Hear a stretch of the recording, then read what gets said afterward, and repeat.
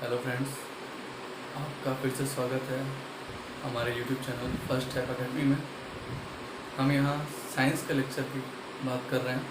Continue हमारे video science के आपके पास आ रहे हैं। उम्मीद है कि आपको ये वीडियो पसंद आ रहे होंगे। अगर आपको ये वीडियो पसंद आ रहे हैं तो प्लीज़ इसे लाइक करें, शेयर करें और सब्सक्राइब करें। अभी हमारा साइंस का दूसरा टॉपिक चल रहा है बायोलॉजी के अंतर्गत। हम पढ़ रहे हैं न्यूट्रिएंट्स। प्रीवियस वीडियो हमारे कार्बोहाइड्रेट, फैट और प्रोटीन के आ चुके हैं। जैसा कि आप सबको दिख रहा होगा, हमारा आज का टॉपिक है विटामिन। इसके बारे में हमें डिटेल्स चर्चा करनी है। क्या क्या प्रश्न इसमें एग्जाम से आते हैं वो सारे प्रश्न आपको मैं बताने वाला हूँ। और हमें निरंतर जो जो प्रश्न एग्जाम के द्वारा आते हैं उसे क्लियर करना है और एक भी क्वेश्चन मिस नहीं करना है, ताकि हमारा सिलेक्शन आसानी से हो सके। तो आइए शुरू करते हैं हमारा नया टॉपिक विटामिन। विटामिन ये हम पढ़ रहे हैं कार्बनिक पोषक तत्व, अर्थात ऐसे पोषक तत्व जिसमें कार्बन की मात्रा होगी। तो हमने आपको 5 कार्बनिक पोषक तत्व बताए थे। उसमें कार्बोहाइड्रेट था, फैट था, प्रोटीन था, विटामिन था और एंजाइम था। तो हमारा चौथा टॉपिक है विटामिन। इससे बहुत से एग्जाम में प्रश्न आते हैं। कम से कम कोई भी एग्जाम में आप बैठो एक प्रश्न जरूर आता है और ज़्यादा से ज़्यादा 2 से 3 प्रश्न आते हैं और हम यही गलती कर जाते हैं। तो आइए हम शुरू करते हैं विटामिन के बारे में। तो आपने बताया ये कैसा पोषक तत्व है। पहला प्रश्न से बनता है कार्बनिक है, अकार्बनिक है, खनिज लवण है। तो आपको बताना यह एक कार्बनिक पोषक तत्व है, अर्थात कार्बन की मात्रा इसमें भी होती है। फिर इससे प्रश्न आता है इसकी खोज किसने की। अमूमन हम किताबों में पढ़ते हैं कि इनकी खोज फंक नामक वैज्ञानिक ने की थी, पर एग्जामों में बड़े स्तर पे लेवल का एग्जाम में देखोगे तो वहाँ ये क्वेश्चन गलत हो जाते हैं। इसके जो वास्तविक खोज करता है उनका नाम है लूनिन, लूनिन उनका नाम है, पर लूनिन नाम से हम जानते हैं। परंतु जो विटामिन शब्द दिया है, शब्द जो दिया है, शब्द दिया है विटामिन का फंक। जो आपको किताबों में फंक शब्द मिलता है कि विटामिन की खोज करता कौन है, तो वो वर्ड गलत हो जाता है। खोज लूनिन ने की थी, परंतु इस पूरी प्रक्रिया को इसकी खोज हुई थी, उसको विटामिन जो नाम दिया गया वह नाम किसने दिया है, फंक ने दिया है। ठीक है। फिर इसका क्वेश्चन आता है कि विटामिन का शरीर में कार्य क्या होता है, इनका कार्य क्या होता है। तो इनका जो प्रमुख कार्य होता है शरीर को ऊर्जा प्रदान करना कार्य नहीं होता। अभी तक हमने ऊर्जा प्रदान करने वाला पढ़ा कार्बोहाइड्रेट, फैट शरीर को ऊर्जा प्रदान करते हैं, प्रोटीन आपके शरीर के वृद्धि और विकास ग्रोथ के लिए इंपॉर्टेंट है। और जो विटामिन का कार्य होता है, जो पाचन क्रिया के दौरान आप भोजन ग्रहण करते हैं तो उपापचयी, तो पाचन के दौरान जो क्रिया आपकी होती है उपापचयी क्रियाओं को बढ़ाना, यानी हमारे शरीर में मेटाबॉलिज्म की जो प्रोसेस है उसको ये बढ़ाता है कि आपके शरीर में जो पाचन की क्रिया है वह निरंतर बढ़े और पाचन को अच्छा बनाए और शरीर के लिए जो आवश्यक विटामिन है वो पूर्ण कर दे। ये कार्य किसका है, विटामिन का। पर अगर इस विटामिन की कमी हो जाए तो आपके शरीर में आप मेटाबॉलिज्म प्रोसेस खराब हो जाएगा। मेटाबॉलिज्म खराब हो जाएगा तो आपका पाचन सही ढंग से नहीं होगा, पाचन सही ढंग से नहीं होगा तो विभिन्न प्रकार के रोग हो जाएंगे और विभिन्न प्रकार के रोग होने के बाद आपका शरीर पूर्ण नहीं हो पाएगा, यानी कंप्लीट नहीं हो पाएगा। इसी कारण से सभी विटामिनों की कमी के कारण कौन सा रोग होता है, तो एक टर्म आती है उसे कहते हैं अपूर्णता रोग, इनकम्प्लीट डिजीज।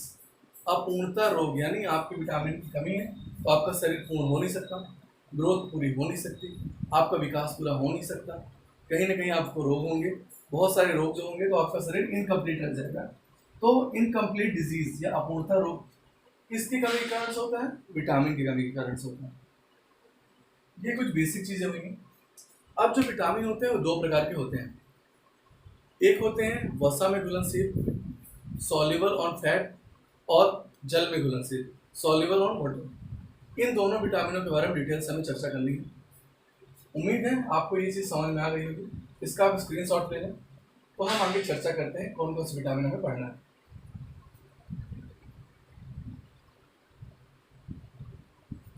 आइए बढ़ते हैं हम।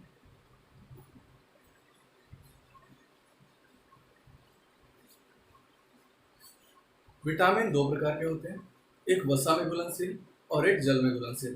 तो उसका एक डायग्राम बना लेते हैं, क्योंकि इनके जो वैज्ञानिक नाम है विटामिनों के, इससे प्रश्न बहुत आते हैं। तो हम एक चार्ट बना लेते हैं, आप इसको प्रिपेयर कर लो, इसको रट लो, एग्जाम के दृष्टिकोण से बहुत जरूरी है, इससे भी प्रश्न आते हैं एग्जाम में। तो हमने बताया दो प्रकार के विटामिन होते हैं,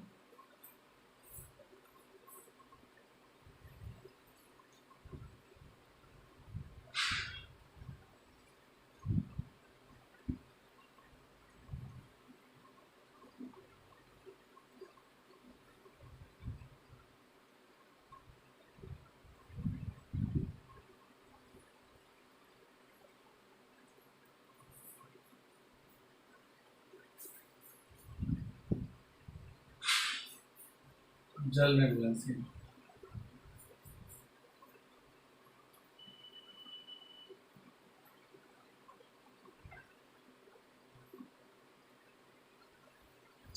दो प्रकार के विटामिन है, एक वसा में घुलने वाले और एक जल में घुलने वाले। वसा में घुलनशील विटामिन बहुत इंपॉर्टेंट है। कौन कौन से? पहला हमने सुना होगा विटामिन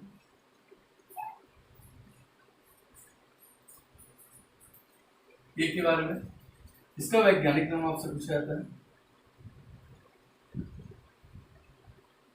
इसका वैज्ञानिक नाम रेटिनॉल। फिर दूसरा विटामिन जो वसा में घुलनशील है, उसका नाम है विटामिन डी, इसका नाम है कैल्शियम। अगला विटामिन है हमारा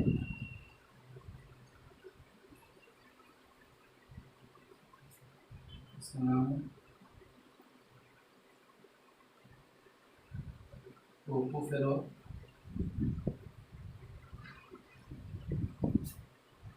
और लास्ट है हमारा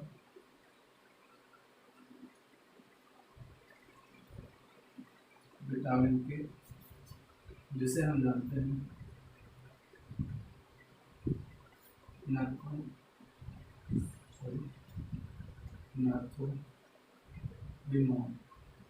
के नाम से। जल में घुलनशील विटामिन कौन कौन से पढ़ेंगे? तो जल में दो मुख्यतः विटामिन घुलनशील होते हैं, इसमें हमें पढ़ना है बी कॉम्प्लेक्स के बारे में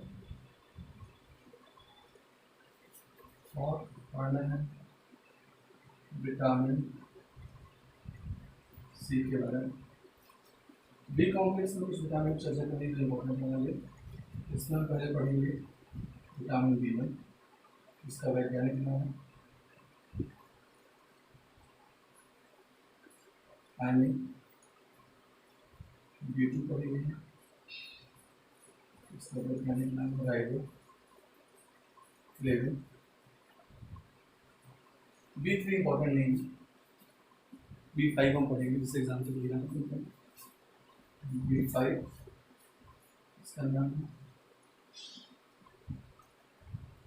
नियासिन, या इसको पीपी विटामिन के नाम से बोला जाता है। ठीक है, इसकी चर्चा हम करेंगे, अन्य नाम जो इसके बी5 के। फिर हम पढ़ेंगे बी6, बी6 का वैज्ञानिक नाम है पायरोडॉक्सिन। यहाँ आपको दिख नहीं रहा होगा। तो बी6 के बाद अगले दो विटामिन हमें पढ़ने हैं, यहाँ मैं लिख दे रहा हूँ आपको नाम, विटामिन बी9, इसका वैज्ञानिक नाम है फॉलिक एसिड। जस्ट उसी क्रम में अगला हमें पढ़ना है बी12, जिसको हम नाम से जानते हैं साइना वो वाला। अर्थात बी कॉम्प्लेक्स में हमें बी1 पढ़ना है, बी2 पढ़ना है, बी5 पढ़ना है, बी6 पढ़ना है, बी9 और बी12। ये एग्जाम से रिलेटेड जितने प्रश्न बनेंगे पूरी डिटेल्स चर्चा करेंगे इसके बारे में। फिर विटामिन सी का वैज्ञानिक नाम पूछा जाता है आपसे, इसका वैज्ञानिक नाम है स्कॉर्बिक एसिड। स्कर्वी जो होता है इसी का मिलता है, तो इसका वैज्ञानिक नाम है स्कॉर्बिक एसिड। इसका स्क्रीनशॉट लेने आपको, इसके वैज्ञानिक नाम मैंने लिख दिए इंग्लिश में, इसके वैज्ञानिक नामों से क्वेश्चन आते हैं। स्क्रीनशॉट ले लें वसा में घुलनशील, जल में घुलनशील। B6 के बाद B9 ऊपर लिखा हो, B12 इधर लिखा हो, तो नीचे आपको दिख लिखा होगा। ठीक है, आगे बढ़ते हैं।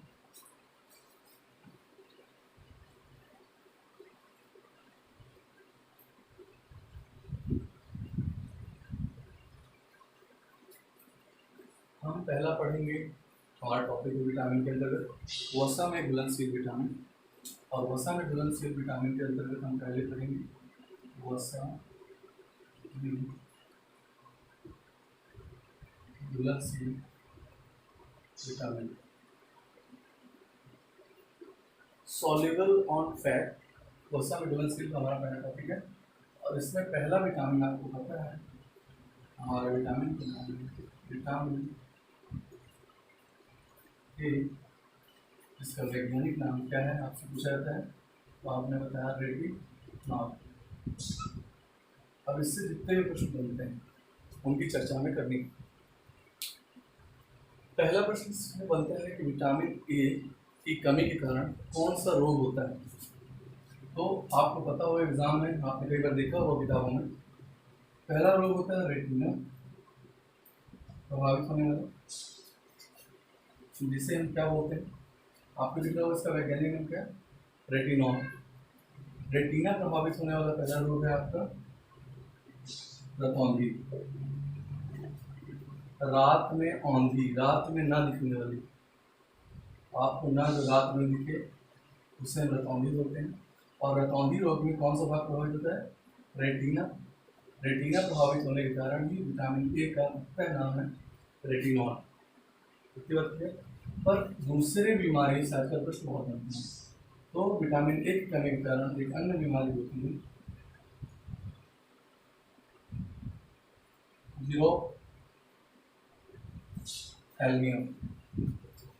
यह भी आंख को प्रभावित करने वाली बीमारी है और पूछा जाता है कि जीरोथैल्मिया बीमारी में आंख का कौन सा भाग प्रभावित होता है। तो रतौंधी में आपने कहा रेटिना, जीरोथैल्मिया में आंख का कार्निया वाला भाग प्रभावित होता है। कौन सा भाग, आंख का कार्निया वाला भाग प्रभावित होता है। सामने आपकी संरचना दिख रही, कार्निया की बात हो रही है। फिर अगला प्रश्न बनता है, नेत्र दान करते समय जब आंख को दान किया जाता है, कोई व्यक्ति अपना बॉडी के पार्ट को डोनेट करता है तो नेत्र दान करता है, तो उस दौरान वो क्या करता है, ये पूरी आंख तो निकाल नहीं जाती उनसे कि पूरी आंख निकाल के हम सामने वाले को दे देंगे, तो पूरी आंख ना निकाल के उसमें एक पार्ट होता है, अर्थात जिसे हम जानते हैं नेत्र दान में आंख का कौन सा भाग दान किया जाता है, उसका नाम है कार्निया। ये MBBSC में आया हुआ प्रश्न है, नेत्र दान करते समय आंख का कौन सा भाग दान किया जाता है, रेटिना दान दिया, कार्निया, प्यूपिल। ऐसे ऑप्शन आपको मिले तो आपको याद रखना है कार्निया। अब हम बात कर रहे हैं रेटिनॉल की, विटामिन ए की बात हो रही है, तो थोड़ी सी हम रेटिना के बारे में बता देते हैं, रेटिना प्रभावित होती है इसमें। तो जो रेटिना है ये आंख की सबसे आंतरिक परत है, सबसे आंतरिक परत के भाग है, यानी आंख का सबसे इंटरनल पार्ट जो होता है वह कौन होता है, रेटिना। और जब हम किसी चीज़ को देखते हैं, किसी भी वस्तु को देखते हैं, तो उसका जो फोकस है, उसकी जो पिक्चर है, सीधे हमारे रेटिना के पास जाती है। लाइट हमारे आंख के अंदर जाती है और रेटिना में जाती है, रेटिना से ट्रांसपेरेंट होकर आपको सीधे कोई पिक्चर दिखती है। तो आपसे क्वेश्चन बनता है कि आंख की सबसे आंतरिक संरचना, ये सबसे आंतरिक भाग कौन सा है, रेटिना। फिर क्वेश्चन बनेगा किसी भी वस्तु का प्रतिबिंब, यानी आप कोई पिक्चर देख रहे हो तो किसी वस्तु का प्रतिबिंब कहाँ बनता है, यानी सबसे आंतरिक परत कौन सी, रेटिना। और रेटिना में ही किसी भी वस्तु जो हम देखते हैं का प्रतिबिंब बनता है। फिर आपसे क्वेश्चन बनता है कि रेटिना में किसी भी वस्तु का प्रतिबिंब कैसा बनता है, वास्तविक बनता है कि आभासी बनता है। ठीक, रियल है, फिर आभासी, वस्तु से छोटा है, वस्तु से बड़ा है, उल्टा बनता है कि सीधा बनता है, ऐसे प्रश्न बनते हैं। तो किसी भी वस्तु का जो प्रतिबिंब है प्रतिबिंब आंख की रेटिना वाले भाग में जब किसी वस्तु का प्रतिबिंब बनता है वह बनता है वास्तविक उल्टा और वस्तु से छोटा बनता है। आपको यहाँ 3 प्रश्न मिले। आंख की सबसे आंतरिक परत या संरचना क्या किसे कहते हैं? तो आपने बताया रेटिना। किसी वस्तु का प्रतिबिंब जो हम देखते हैं आंख के किस भाग में बनता है? तो आपने बताया रेटिना। फिर किसी वस्तु का प्रतिबिंब रेटिना पर कैसा बनता है? वास्तविक, उल्टा और वस्तु से छोटा। ये तीनों कंडीशन आपको याद रखनी पड़ेगी। विटामिन ए या आंख से संबंधित जितने प्रश्न बनेंगे हम सारी चीजें आपके यहाँ चर्चा कर लेंगे। शुरू से देख लेते हैं। एक बार हम पढ़ रहे हैं वसा में घुलनशील विटामिन। पहला उदाहरण हमारा विटामिन ए की चर्चा, जिसका वैज्ञानिक नाम रेटिनॉल है। रेटिनॉल में आपने सुना होगा कौन सी बीमारी होती है? रतौंधी। उसमें रतौंधी रोग में कौन सा भाग प्रभावित होता है? आपका रेटिना वाला भाग प्रभावित होता है। अगली बीमारी होती है जीरोप्थैल्मिया। जीरोप्थैल्मिया में आपका कौन सा भाग प्रभावित होता है? तो कार्निया प्रभावित होती है। फिर आपसे प्रश्न बनता है कि नेत्रदान करते समय व्यक्ति का या संबंधित व्यक्ति का कौन सा भाग आंख का दान दिया जाता है? तो आपने बताया कार्निया दान दी जाती है। फिर पूछा जाता है कि आंख की सबसे आंतरिक परत, रेटिना से रिलेटेड क्वेश्चन वो बता रहा हूँ। आंख की सबसे आंतरिक परत कौन सी होती है? तो आपने बताया रेटिना। किसी वस्तु का प्रतिबिंब कैसा बनता है? तो आपने बताया वास्तविक, उल्टा, वस्तु छोटा। और किसी वस्तु का प्रतिबिंब आंख के किस भाग में बनता है सबसे पहले? तो आपने बताया रेटिना। और रेटिना में कोई पिक्चर जाती है, लाइट अंदर जाती है, लाइट ट्रांसफर होती है, ट्रांसफर होने के बाद आपके सामने पिक्चर दिखती है। ठीक है, उम्मीद आपको समझ में आ गया होगा। आगे इसके बारे में और चर्चा कर लेंगे। इसका स्क्रीनशॉट ले लें। आइए आगे बढ़ते हैं।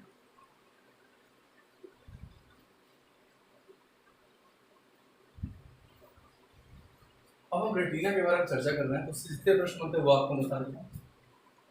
जो आंख की रेटिना होती है, इसमें 2 स्पॉट, 2 बिंदु पाए जाते हैं, जिन्हें क्रम से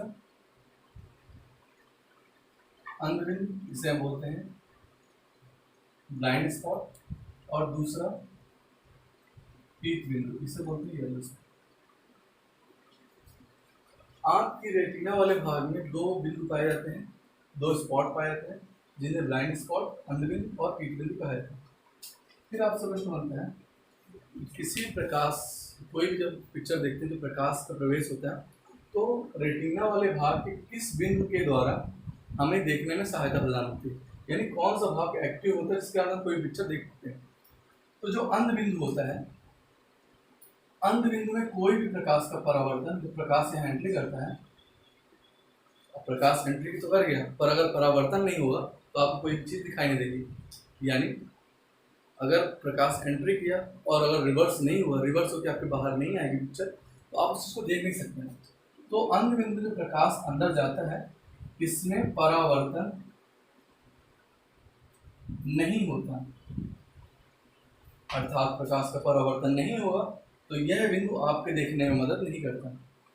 परंतु जो पीत बिंदु में प्रकाश अंदर जाता है, इसमें पूर्ण परावर्तन होता है। जितना भी लाइट आपके अंदर गई इस पॉइंट में आके भिड़ी, और आपका सारी जो लाइट है वो आपके बाहर निकल के आके ट्रांसफर होती है, तो इसमें परावर्तन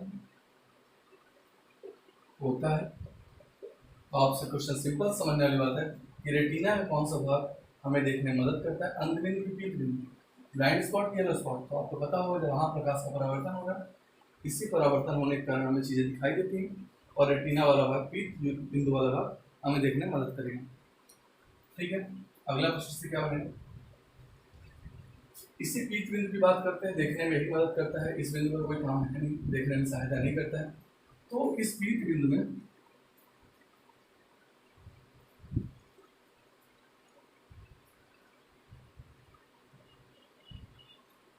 दो रंग कणिकाएं पाई जाती हैं। आंख कोई भी चीज को देखती है पर रंगों का भी निर्धारण आंख करती है। कोई भी चीज लाल है कि हरी है कि नीली है कि पीली है, उसका निर्धारण करती है आंख के द्वारा ही आप निर्धारित कर पाते हो। तो पीत बिंदु में 2 रंग कणिकाएं पाई जाती हैं, 2 रंग कणिकाएं पाई जाती हैं जिसे हम बोलते हैं पिगमेंट्स। इसका नाम है सलाखा, जिसको हम बोलते हैं रॉड्स, और एक होता है शंकु, जिसे हम बोलते हैं कॉन्स। ये दो रंग कणिकाएं, रंग कणिका जिसे हम जानते हैं पिगमेंट्स के नाम से। तो ये दोनों रंग कणिकाएं कहाँ पाई जाती हैं? पीत बिंदु वाले रंग में। यही बिंदु हमें देखने में मदद करता है और इन दोनों शलाकाओं और शंकु के द्वारा हम रंगों का निर्धारण और रंगों की पहचान दिन और रात में करते हैं। तो ये कहाँ पाई जाती है? पीत बिंदु पे। और पीत बिंदु कहाँ स्थित होता है? रेटिना वाले भाग में। फिर समझते हैं आंख की जो रेटिना है सबसे आंतरिक परत, इसमें दो स्पॉट पाए जाते हैं, दो बिंदु पाए जाते हैं, जिससे क्रम से अंध बिंदु और पीत बिंदु कहा जाता है। Blind spot, yellow spot. अंध बिंदु में प्रकाश का परावर्तन नहीं होता, अर्थात ये हमें देखने में सहायता नहीं करता।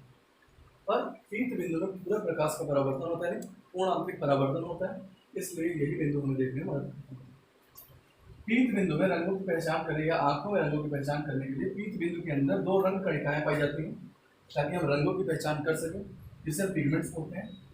इन्हें क्रमशः शलाका और शंकु, डॉट्स और कॉन्स कहा जाता है।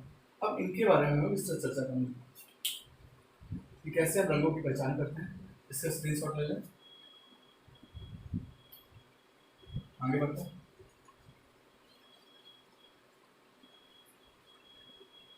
अब हमने बात की दो रंग कणिका जिसे शलाका और शंकु कहा गया। तो पहले हम चर्चा करेंगे शलाका के बारे में,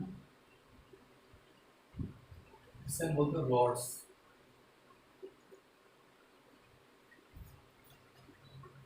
शलाका जो रंग कणिका है, इसका जो प्रमुख कार्य है, यह रात में देखने में सहायता करता है। कौन सा? शलाका का बिंदु। यह रात में देखने में आपको मदद करेगा। जब हमारे शरीर में विटामिन ए की कमी हो जाती है, जब किस विटामिन की कमी हो जाती है शरीर में? विटामिन ए की कमी हो जाती है, तो इस शलाका की कोशिकाओं में, शलाका की कोशिका यानी सेल्स ऑफ रॉड्स, यानी कोशिका जो होती है शलाका की कोशिकाओं में एक लिक्विड फॉर्म में एक पदार्थ पाया जाता है, तरल पदार्थ पाया जाता है, उसका नाम है रेडॉक्सिन। ये कहाँ पाया जाता है? शलाका की कोशिकाओं में, शलाका की सेल्स में एक पदार्थ पाया जाता है रेडॉक्सिन। इसी रेडॉक्सिन पदार्थ के कारण हम रात में आसानी से देख सकते हैं। पर अगर जब आपके शरीर में विटामिन ए की कमी हो जाती है, तो ये रेडॉक्सिन नामक जो तरल पदार्थ होता है, लिक्विड फॉर्म में फ्लूइड होता है, ये जो तरल पदार्थ होता है, ये क्या हो जाता है? सूख जाता है। अब आपके शरीर में यानी शलाका में विटामिन ए की कमी आपके शरीर में हो गई, तो शलाका की कोशिकाओं में पाया जाने वाला रेडॉक्सिन पदार्थ सूख जाता है। अब जब ये पदार्थ सूख जाएगा, आपको समस्या क्या होगी? रात को देखने में कठिनाई होती है, क्योंकि ये देखने में मदद कर रहा है, रात में देखने में मदद कर रहा है। अब ये विटामिन ए की कमी हो गई और ये देखने में कौन सा पदार्थ सहायता कर रहा था? रेडॉक्सिन पदार्थ सहायता कर रहा था। अब ये पदार्थ सूख गया, तो आप रात को देख नहीं पाओगे। इसी प्रकार रात में अगर आप देख नहीं पाते हैं और ये रेडॉक्सिन पदार्थ आपके शरीर में सूख गया है, उस अवस्था को रात में देखने में आपको समस्या होने की कंडीशन को हम क्या बोलते हैं? रतौंधी। इतनी बात क्लियर हुई? फिर समझा देता हूँ। आपको मैंने बताया कि रेटिना के दो रंग कणिकाएं पाई जाती है रेटिना में, जिसे क्रम से शलाका और शंकु कहा जाता है। तो शलाका की बात, रॉड्स की बात कर रहे हैं। रॉड्स का मेन काम होता है रात को देखने में सहायता करना। अब आपके शरीर में विटामिन ए की कमी हो गई है, तो शलाका की जो सेल्स होती हैं, कोशिकाएं होती हैं, उसमें पाया जाने वाला रेडॉक्सिन पदार्थ सूख जाता है। रेडॉक्सिन पदार्थ की मदद से ही हम रात को देख पाते हैं। अब ये पदार्थ सूख गया विटामिन ए की कमी का, तो आपके रात में देखने वाली जो क्रियाएं हैं वह प्रभावित रहेंगी। आपको रात में जैसे होगी उसको देखने में दिक्कत होगी आपको। तो रतौंधी नामक जो कंडीशन होती है, आपने बताया विटामिन ए की कमी का जो रतौंधी रोग होता है, वह रात में ना दिखाई देने वाली कंडीशन है। अर्थात विटामिन ए की कमी के कारण जो कंडीशन बनती है रतौंधी, ये रात में नहीं देखने के कारण होती है। और नहीं देखने में मदद कौन करता है? रेडॉक्सिन पदार्थ। और कौन सी कोशिका प्रभावित होती है? शलाका की कोशिका। उम्मीद है आपको समझ में आ गया होगा। आगे बढ़ते हैं, शंकु की बात चर्चा करेंगे। कौन सी? इसका स्क्रीनशॉट लेंगे आप।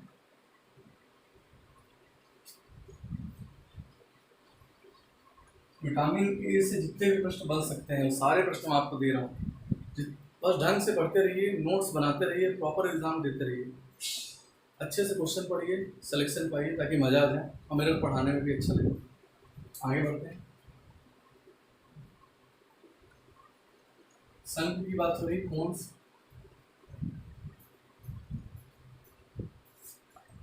शंकु का जो प्रमुख कार्य होता है यह दिन में और तेज प्रकाश में तथा रंगों की पहचान करने में मदद करता है। कौन? शंकु। यह दिन में और जब ज़्यादा तेज लाइट है, बहुत तेज प्रकाश है और रंगों की पहचान करने में मुख्यतः इसका काम रहता है। अब आपने देखा रात में देखने में सहायता कौन कर रहा था आपका? रॉड्स, सलाखा। एक सिंपल सा उदाहरण देता हूँ। आप अगर धूप में बाहर खड़े हो, काफ़ी देर तक तेज धूप है, तेज धूप के दौरान तेज प्रकाश है, रंगों की पहचान, तो आपको समझ में आया कि आपका जो कोन्स वाला भाग है, शंकु वाला भाग जो है वह एक्टिव है। अब आप तेजी से अगर किसी कमरे के अंदर एंट्री करते हो अचानक, तो आप ये देखते हो कि आपको पूरा ब्लैक आउट हो जाता है। पूरा ब्लैक आउट क्यों जाता है? क्योंकि आपका हार्मोन मैसेज करता है कि आप तेज प्रकाश से अंदर आ चुके हैं। शंकु वाला जो भाग है उसका काम अब बंद करना है। अब सलाखा यानी कम लाइट में आप एंट्री कर रहे हो, कम लाइट में आप एंट्री कर रहे हो, सलाखा वाला पार्ट एक्टिव करो। तो उस दौरान जब शंकु से सलाखा के दौरान जो आपकी क्रिया चलती है और सलाखा तक आपका एक्टिव होने की कंडीशन होती है, तब तक आपको धीरे धीरे धीरे धीरे दिखना शुरू होता है। यानी बाहर से अंदर आने में शंकु से सलाखा की क्रिया चालू होती है, यानी सलाखा वाला जो कोशिका वो एक्टिव हो जाती है। इस कारण से हमें पहले अंधेरा दिखता है, फिर धीरे धीरे वो जला दिखता है। शंकु से सलाखा की ओर हम आते हैं। तो आपने कहा शंकु जो होता है दिन में और तेज प्रकाश से रंगों की पहचान करने में मदद करता है। अब शंकु की जो कोशिकाएं होती हैं, शंकु की कोशिका सेल्स ऑफ कोन्स में जो जीन जिसे बोलते हैं जीन्स की अनियमितता यानी डिसकंटिन्यूटी हुई जीन्स का एक कोड होता है जो कि प्रॉपर वे पे चलता है, एक चैनल होता है।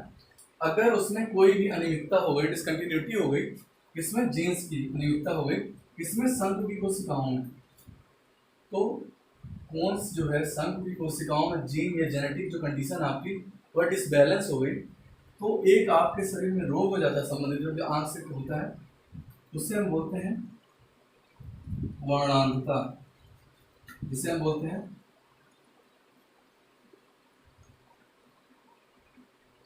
Colour blindness. इसी को बोला जाता है डाल्टोनिज्म, अर्थात शंकु की कोशिकाओं में जो कि तेज प्रकाश और रंगों की पहचान करने में मदद करता है, शंकु की कोशिकाओं में जो जीन्स या जेनेटिक के डिसकंटिन्यूटी अनियमितता हो जाती है, तो आप वर्णांध रोग से ग्रसित हो जाते हो। इसी को कलर ब्लाइंडनेस कहते हैं और डाल्टोनिज्म कहा जाता है। वर्णांधता रोग से जो ग्रसित होता है व्यक्ति, पूछा जाता है वर्णांध व्यक्ति किन रंगों की पहचान नहीं कर पाता, तो वह किन रंगों की पहचान नहीं कर पाता? प्राथमिक रंगों की, प्राइमरी कलर जो होते हैं, प्राथमिक रंगों की पहचान नहीं कर पाता। कौन? जो वर्णांध होता है। और प्राथमिक रंग आपको सबको पता होगा किसे कहते हैं? लाल, हरा और नीला, red, green and blue, red, green and blue. फिर से शुरू करते हैं। शंकु की बात कर रहे हैं हम। रेटिना का दूसरा रंग कणिका, यह दिन में और तेज प्रकाश रंगों की पहचान करने में मदद करता है। जब शंकु की कोशिकाओं में जेनेटिक डिसकंटिन्यूटी आ जाती है, जीन्स की अनियमितता आ जाती है, तो संबंधित व्यक्ति वर्णांध रोग से ग्रसित होता है, जिसे हम वर्णांधता बोलते हैं, कलर ब्लाइंडनेस, डाल्टोनिज्म कहा जाता है।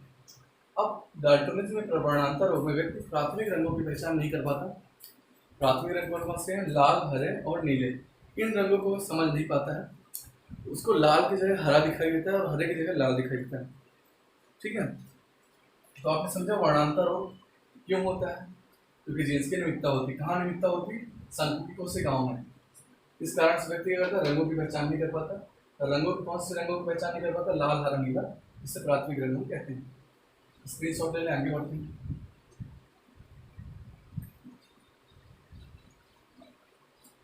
अब हम बात कर रहे हैं वर्णांतर रोग की, यानी कलर ब्लाइंडनेस। तो जो वर्णांत व्यक्ति होता है, वर्णांत रोग, वर्ण यानी होता है रंग। आपने बताया कौन सा रंग की पहचान करते हैं? प्राथमिक रंग यानी लाल, हरा, नीला। वर्णांतर रोग यह एक किसके कमी कारण होते हैं? जीन्स के निमित्तक कारण। तो आपको बताना पड़ेगा यह एक आनुवांशिक रोग है, यानी जेनेटिकल डिजीज है। आपको हमेशा कंफ्यूज करने के लिए पूछा था, कलर ब्लाइंडनेस जनित है किस पोषक तत्व की कमी कारण होता है? ठीक है, जीवाणु जनित है, विषाणु जनित है, बहुत सारे ऑप्शन आपको देगा। तो आपको याद रखना जीन्स की अनियमितता होती है तभी ये होता है। यह एक आनुवांशिक रोग है, यानी माता पिता से उनकी संतानों में आने वाले रोगों को आनुवांशिक रोग कहा जाता है। एक वंश से दूसरे वंश में जाने वाला है। आनुवाने आने वाले, पिछले वाले वंश की बात हुई, तो आने वाले वंश है। यह एक आनुवांशिक रोग है और ये माता पिता के द्वारा ही बच्चों में, संतानों में आते हैं। अब जो प्राथमिक रंग होते हैं, प्राथमिक रंग लाल, हरा, नीला, इसको वह पहचान नहीं सकता। तो पूछा जाता है कि वर्णांध व्यक्ति का चयन या सिलेक्शन कैसी स्थान पे नहीं किया था? तो जहां सिग्नल संबंधी कार्य होता है वहां वर्णांध का चयन नहीं होता।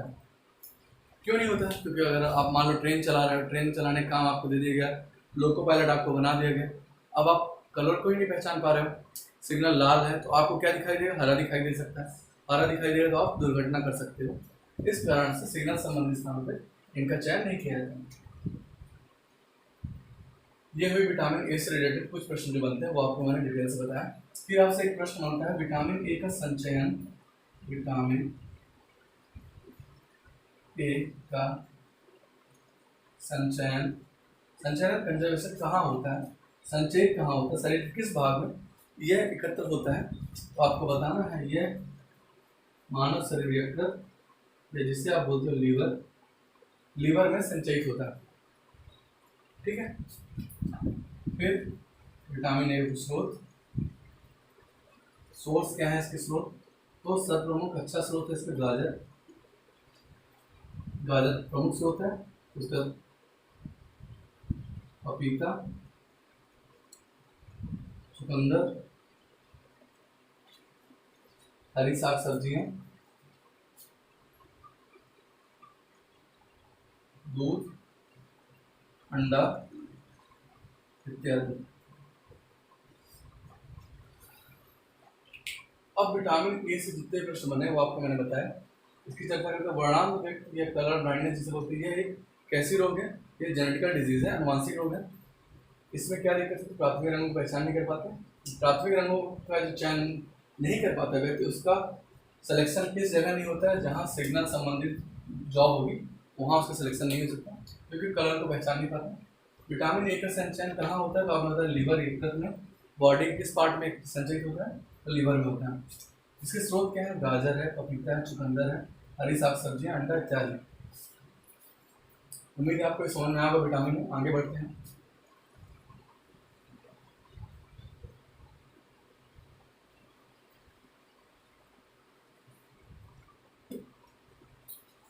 अगला है हमारा विटामिन जो कि वसा में घुलनशील है, इसका नाम है विटामिन डी। इसको वैज्ञानिक नाम इसका पूछा जाता है आपसे, तो आपको बताना है इसका वैज्ञानिक नाम है कैल्सीफेरॉल।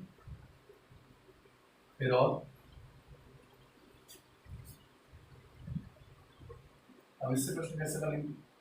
जब विटामिन डी होता है, विटामिन डी आपके शरीर में नहीं पाया जाता है, तो संबंधित व्यक्ति जो होता है 2 रोगों से ग्रसित होता है। इसमें विटामिन डी कमी से बच्चों में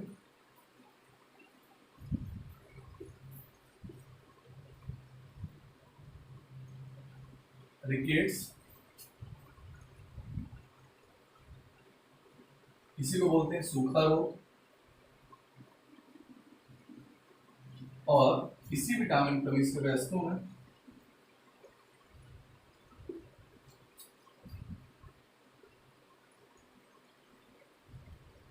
ऑस्टियोमैलेशिया,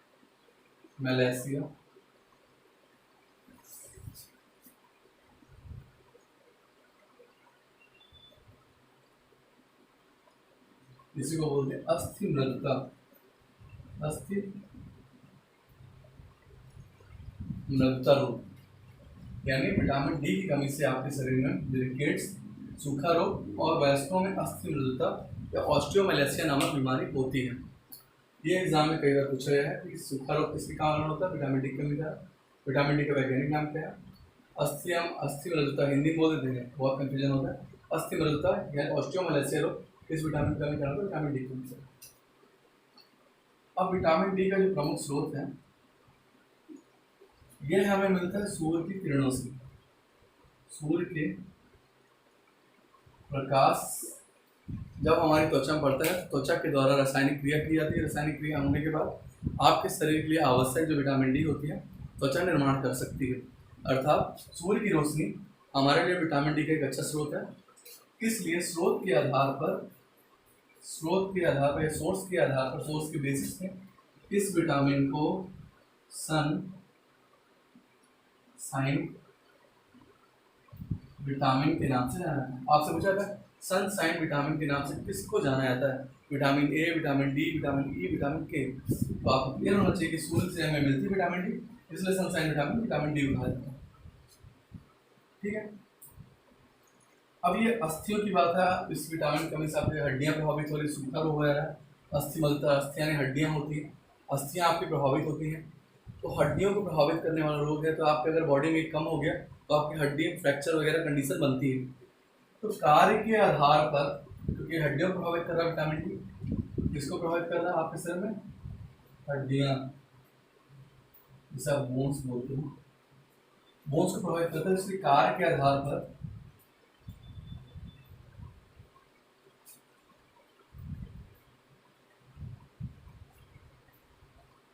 ब्रेकर एंड मेकर, ब्रेक करना यानी तोड़ना, अर्थात फ्रैक्चर हो गया आपकी बॉडी में तो किसके कमी कारण हुआ? डी का। और फ्रैक्चर जब सही होता है, जुड़ता है, तो विटामिन डी का बहुत बड़ा योगदान होता है। तो मेकर यानी जोड़ना, तोड़ने और जोड़ने वाली विटामिन किससे कहा जाता है? या ब्रेकर एंड मेकर नाम से किस विटामिन को जानते हैं? तो आपको विटामिन डी बताना है कि ब्रेक करना और मेक करना, जोड़ना और तोड़ने वाले विटामिन के नाम से विटामिन डी को जाना जाता है। फिर समझते हैं विटामिन डी। इससे विटामिन डी है आपकी हड्डियां प्रभावित करने वाला रोग है।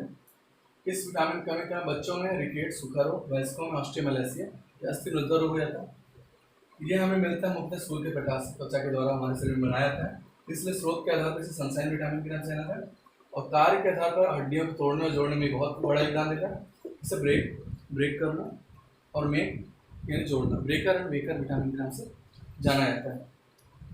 आइए आगे बढ़ते हैं, इसका स्क्रीनशॉट ले लें।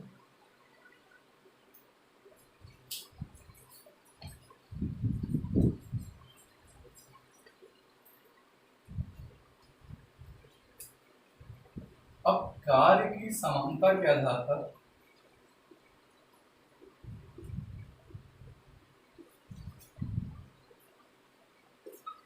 इसे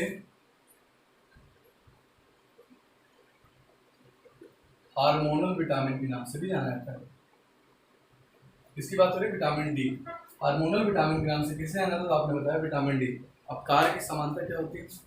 जो हार्मोन्स का जो प्रमुख कार्य होता है हमारे शरीर में, वह होता है शरीर में मैसेज, रासायनिक संदेश का प्रवाह करना। ठीक है। आपके जो कम्युनिकेबल, जो भी आप कम्युनिकेशन होगा बॉडी में, वह हार्मोन्स के द्वारा ही होता है। ठीक है।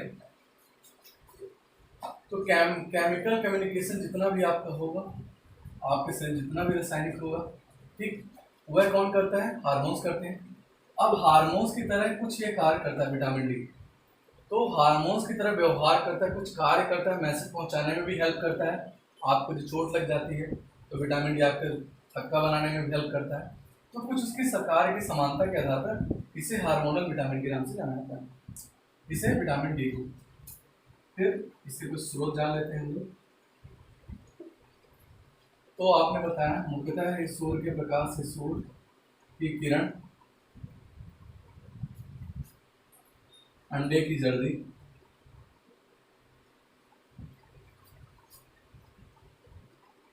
दूध, सब्जी, फल, कार्ड लीवर ऑयल इत्यादि स्रोतों से प्राप्त होता है। मुख्यतः आपका सूर्य है, अंडे की जर्दी है, दूध है, इसमें कैल्शियम की मात्रा ज़्यादा होती है। ठीक है, तो आपने जाना हार्मोनल विटामिन के नाम से किसे जानते हैं, विटामिन डी को जानते हैं, ब्रेकर एंड मेकर के नाम से इसको जानते हैं, विटामिन डी को जानते हैं, सनसाइन विटामिन के नाम से किसे जानते हैं, विटामिन डी को जानते हैं। रिकेट्स और ऑस्टियोमेलासिया नामक बीमारी किस विटामिन कमी के कारण से होती है, विटामिन डी के कारण होती है। विटामिन डी की कमी के कारण शरीर कौन सा भाग प्रभावित होता है, हड्डी प्रभावित होती है। ठीक है, आगे बढ़ते हैं, इसका स्क्रीनशॉट अपन ले लेंगे।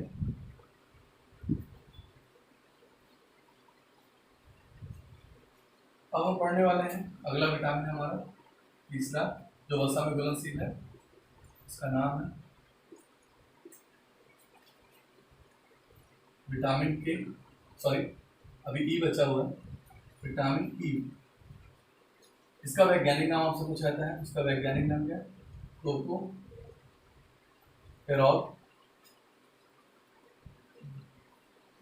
कार्य के आधार पर, विटामिन ई की बात हो रही है, कार्य के आधार पर इस विटामिन को क्या कहा जाता है, तो इसका जो प्रमुख कार्य होता है हमारे शरीर में,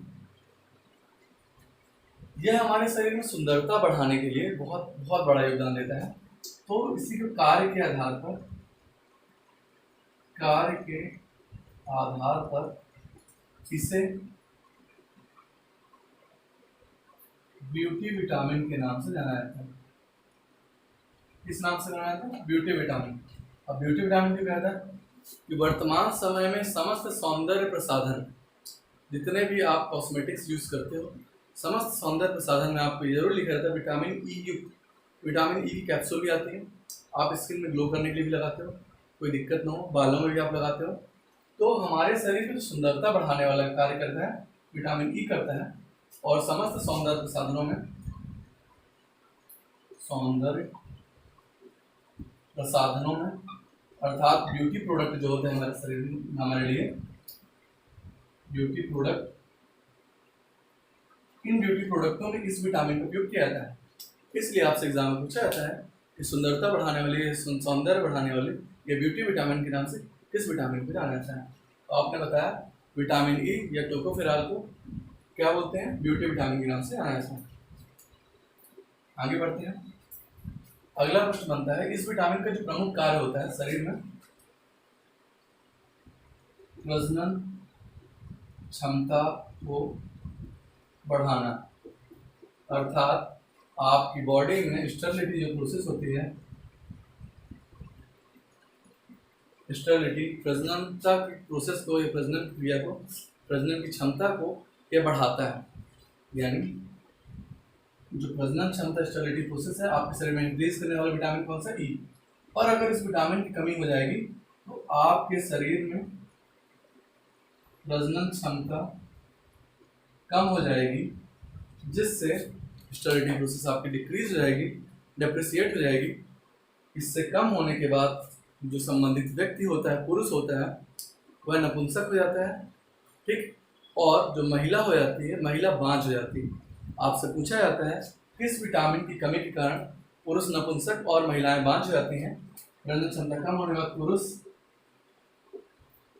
नपुंसक और महिलाएं बांझ होने का प्रमुख कारण कौन सा है, यह विटामिन ई, क्योंकि यह आपके शरीर में प्रजनन क्षमता को बढ़ाने का कार्य करती है। उम्मीद है आपको इतनी बात समझ में आई होगी।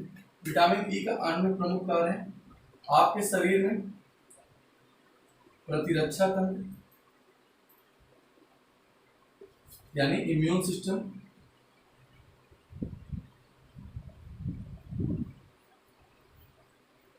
इम्यून सिस्टम बढ़ाने का भी में हेल्प करता है ये विटामिन ई। और आपकी जो कोशिकाएं होती हैं बॉडी की, कोशिका, जैसे हम बोलते हैं सेल, कोशिका को मरम्मत करने में सहायता प्रदान करता है। कौन सी विटामिन करती है? Vitamin E. आते हैं फिर से, विटामिन ई का वैज्ञानिक नाम टोकोफेरॉल है। कार्य के आधार पर इसे बीटा विटामिन कहा जाता है, क्योंकि यह सौंदर्य साधनों में आपकी सुंदरता बढ़ाने के लिए इसका महत्वपूर्ण योगदान रहता है। समस्त ब्यूटी प्रोडक्ट में इस विटामिन का प्रयोग किया है। यह इसका प्रमुख कार्य है शरीर में प्रजनन क्षमता बढ़ाना, चाहे नर हो या मादा। अब स्टेरिलिटी प्रोसेस को ये इंक्रीज करता है। पर अगर आपके शरीर में विटामिन ई की कमी हो जाती है तो आपकी प्रजनन क्षमता जो होती है कम हो जाती है, यानी पुरुष नपुंसक रहेंगे और महिलाएं बांझ होती है। इसी विटामिन का एंटी स्टेरिलिटी विटामिन के नाम से भी जाना जाता है। ठीक, फिर आपने बताया कि यह प्रतिरक्षा इम्यून सिस्टम को बढ़ाने में हेल्प करता है। कोशिका ये सेल्स की मरम्मत में भी सहायता प्रदान करता है। ठीक, आगे बढ़ते हैं, स्क्रीनशॉट ले लें। फिर आपसे पूछता है विटामिन ई के प्रमुख स्रोत क्या है। तो इसके जो प्रमुख स्रोत हैं, इसके स्रोत है, सोर्स हैं अंकुरित अनाज, जिसे आप स्प्राउट के नाम से जानते हो। स्प्राउट हम खाते हैं मॉर्निंग टाइम में। अंकुरित अनाज, सूखे मेवे अर्थात ड्राई फ्रूट जिसे आप बोलते हो, cod liver oil, golden rice, फिर दूध, हरी साग सब्जियां इत्यादि। तो विटामिन ई के जो प्रमुख स्रोत हैं मुख्यतः आपके याद रखना अंकुरित अनाज और सूखे मेवे हैं। ठीक है, आगे बढ़ते हैं। अगला टॉपिक है हमारा जब वसा में घुलनशील, लास्ट टॉपिक है हमारा। उसका नाम क्या है? विटामिन के। इसका वैज्ञानिक नाम आपने क्या बताया? सॉरी, नैप्थोक्विनोन। इसका वैज्ञानिक नाम विटामिन के का। इस विटामिन का जो प्रमुख कार्य होता है शरीर में, यह रक्त के थक्का या ब्लड क्लॉट बनाने में, ब्लड क्लॉट करने में ये हेल्प करता है। कौन? सॉरी, ब्लड क्लॉटिंग प्रोसेस में हेल्प कौन से करता है? विटामिन के, अर्थात रक्त के थक्का बनाने की क्रिया को ये प्रभावित करता है। अब अगर इस विटामिन की कमी हो जाएगी तो आपके शरीर में रक्त का थक्का बनने में समय लगता है। और किताबों में ये लिखा रहता है, किताबों में अमूमन ये लिखा रहता है कि आप जो विटामिन के होता है, विटामिन के की कमी के कारण रक्त का थक्का ही नहीं बनता। ऐसा नहीं है, रक्त का थक्का बनता है पर उसको बनने में समय लगता है। यानी विटामिन के की कमी का रक्त के थक्का यानी ब्लड क्लॉट बनाने की प्रोसेस प्रभावित होती है। एक सामान्य मनुष्य के शरीर में जो समय लगता है ब्लड क्लॉट का या रक्त का थक्का बनने में, 2 से 8 मिनट में हो जाता है कार्य। तो 2 से 8 मिनट में आपका रक्त थक्का बन जाता है सामान्य मनुष्य, इसमें कोई दिक्कत नहीं है। और अगर जिस शरीर में विटामिन के की कमी है तो रक्त का थक्का तो बनेगा पर उसमें समय लग सकता है, ज़्यादा समय लगता है, इस औसत समय से ज़्यादा। तो रक्त के थक्का बनाने की जो क्रिया है उसको प्रभावित करता है विटामिन के, इसमें समय लगाता है। अब आपने सुना होगा जब रक्त का थक्का नहीं बनता है तो बीमारी का नाम आपने सुना होगा, उसका नाम है हीमोफीलिया। हीमोफीलिया रोग से ग्रसित व्यक्ति के शरीर में रक्त का थक्का नहीं बनता है। और यह कैसी बीमारी है? यह भी एक आनुवांशिक बीमारी है। आनुवांशिक आपको मैंने बताया कैसी डिजीज है भाई? जेनेटिक डिजीज है, यानी माता पिता के अगले वंश में आने वाली बीमारियां आनुवांशिक बीमारी कहलाती है। इससे पहले हमने पढ़ा था डाल्टोनिज्म, कलर ब्लाइंडनेस या वर्णांध, वो भी एक आनुवांशिक बीमारी थी। और हीमोफीलिया भी एक आनुवांशिक बीमारी है। इसमें क्या होता है? संबंधित रोग के संबंधित व्यक्ति के शरीर में रक्त का थक्का नहीं बन पाता है। ठीक है, नहीं बन पाता है, जिसके कारण इस हीमोफीलिया के कारण। अब रक्त के थक्का बनाने के लिए हमारे शरीर में लीवर से कुछ प्रोटीन जनरेट होती हैं, जिसे हम बोलते हैं प्रोथ्रोम्बिन, थ्रोम्बिन, फाइब्रिन और फाइब्रिजन। ठीक है, तो ये हो गया हो, इसका स्क्रीनशॉट लें, आगे बढ़ते हैं हम लोग।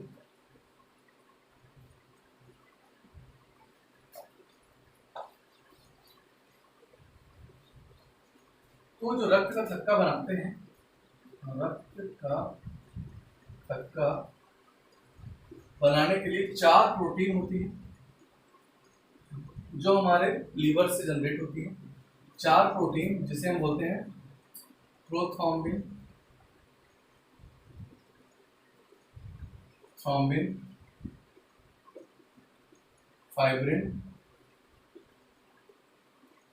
और फाइब्रोनोजन। ये 4 प्रोटीन होती है जो रक्त का थक्का बनाने में हेल्प करती हैं। और ये कहाँ से निकलती हैं? यकृत से। जब आपके शरीर में विटामिन के या हीमोफीलिया रोग से आप ग्रसित रहते हो, तो जो हीमोफीलिया रोग होता है, हीमोफीलिया रोग में संबंधित व्यक्ति जो होता है इन चारों प्रोटीन का संश्लेषण नहीं कर पाता। प्रोटीन का संश्लेषण नहीं कर पाता है। कैसा व्यक्ति?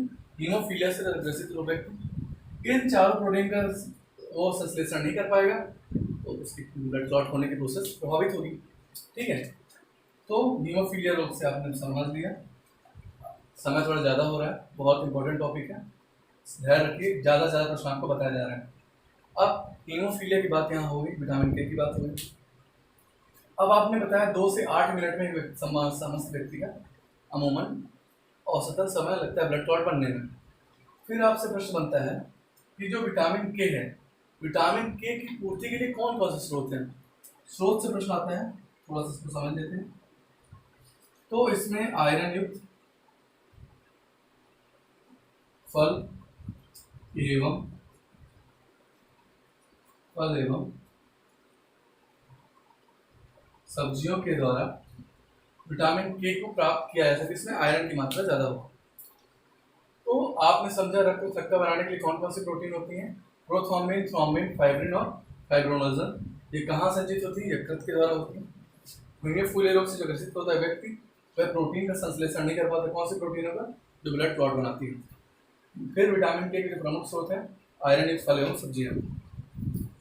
ये हमारा टॉपिक था पोषक तत्व के अंतर्गत विटामिन। विटामिन हमने 2 प्रकार के बताए थे। आज हमने पढ़ा वसा में घुलनशील, सॉल्युबल और फैट, 4 विटामिन के बारे में। उम्मीद है कि इससे ज़्यादा प्रश्न विटामिन से नहीं बनेंगे। आप इसको ढंग से पढ़ लेंगे, एक भी प्रश्न नहीं जाएंगे। बस हमारा रिजल्ट होना चाहिए सिलेक्शन, अंतिम निर्णय सिलेक्शन हो। सिलेक्शन के बाद हम धैर्य से बैठेंगे। अगर आपको हमारा वीडियो पसंद आ रहा है तो लाइक करें, शेयर करें, सब्सक्राइब करें। Thank you.